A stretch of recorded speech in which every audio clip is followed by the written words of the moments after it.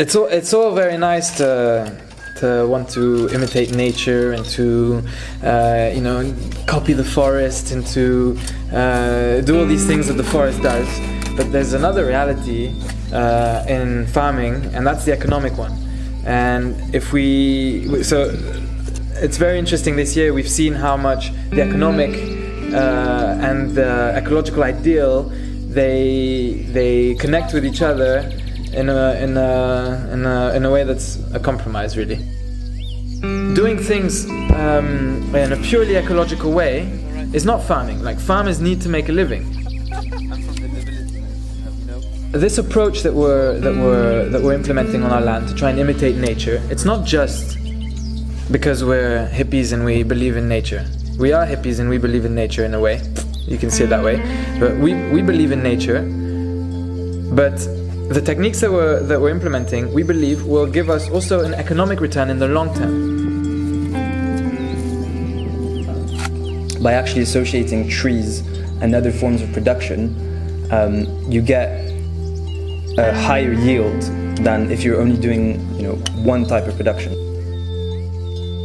If I fix my ecosystem, if I have lots of bugs, lots of animals, I have really nice soil with lots of microbiology, and I've got lots of different trees, in the long term, it's going to be much cheaper and much easier for me to produce really good food than if I kept going with tilling my land and treating it with chemicals, etc.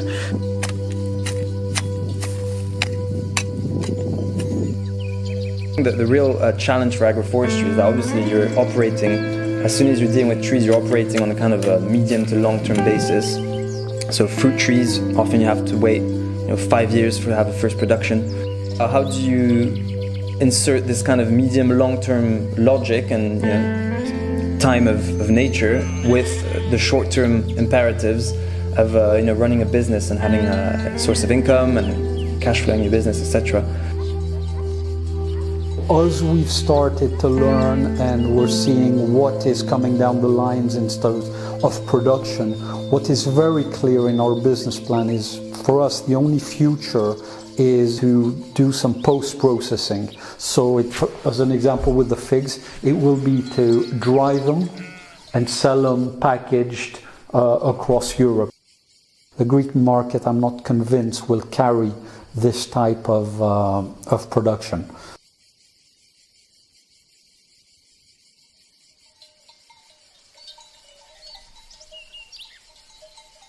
When we got our trees at the beginning, we didn't necessarily know how to take care of them very well yet. We don't have good organic nurseries in Greece, so we ordered pistachios from a conventional nursery. These pistachios became ill. We decided to spray copper and sulfur, which is obviously organic, certified organic, but still it's spraying a pesticide, a fungicide, not a pesticide, a fungicide, onto your trees. So we were spraying fungicides on our trees, which is definitely compromising one of our values. So yeah, you've got to have ideals and you've got to have values, ecological values, but you've got to also take into account the fact that you spent a lot of time planting those trees and you spent a lot of money on those bloody trees, and they're gonna have to survive. And this year, if I'm about to lose my plants, I'll do everything I can to not lose my plants and to make sure they're healthy. But if it comes to fungicides, because either I lose them or I spray. At the end of the day, we're going against the fundamental economic logic, and we're trying to do things differently. So there's always a tension between our objectives and surviving financially.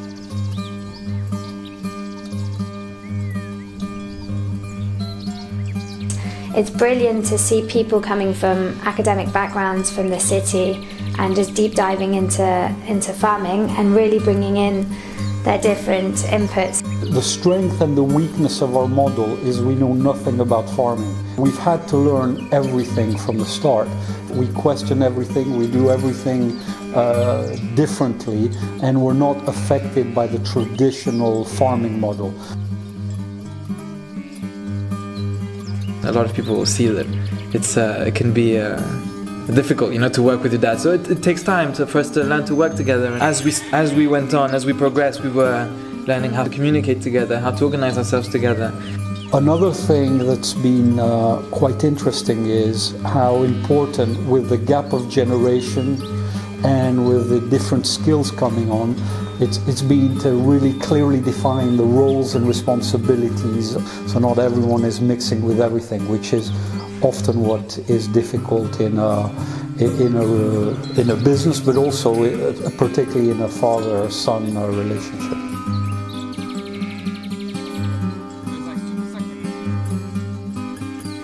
I was very surprised that my father traded his computer and his 9-to-5 job, and for being on a tractor and being with a rake all day. It's definitely inspiring to see someone have such a radical change in lifestyle.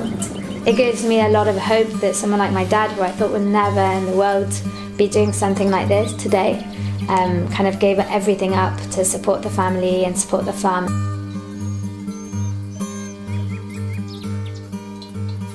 Everything I've done it for the first time. Driving a tractor on the land with the risks of tipping over, I think I've been more scared on a tractor than I've been racing my motorbikes around the world. So it's been, there were some really tense moments. But what I retain the most is probably the pleasure of not just planting trees, but then the pruning, the taking care, converting an area and rebuilding an environment that's to foster the trees, and just taking your pruning scissors and pruning trees. It's a very meditative and calming experience. I'd never grown really my own food, and there's a huge satisfaction to that. There's from seeing something go from seed to actually eat it, with everything that goes with it, the taste, and also the appreciation of how much of a complex and long process on the one hand, but also how simple it is. At the end of the day, it's just a little seed with some soil and water. I mean, that was really magical for me. One of the most important changes that we need is a general shift in society and in how people buy food and relate to food, where you buy your food, and who you decide to support with your money, which is one of the biggest impacts we have actually today, and probably much bigger than our vote. So this idea of cheap food is completely flawed, I think, and what we need now is people to kind of recognize that and be able to be willing to pay a decent amount of money to get good quality food.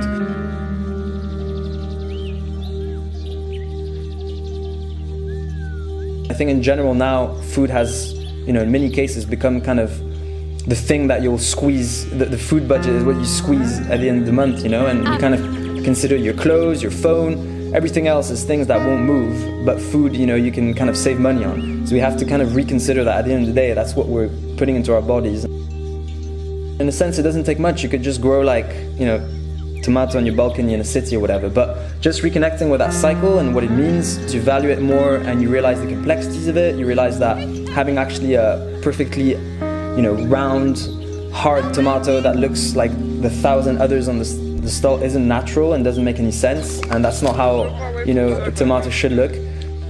And that's not only about farming, it's also about people's humanity in a sense, and also just the pleasure you have from actually connecting and eating healthy, nutritious food.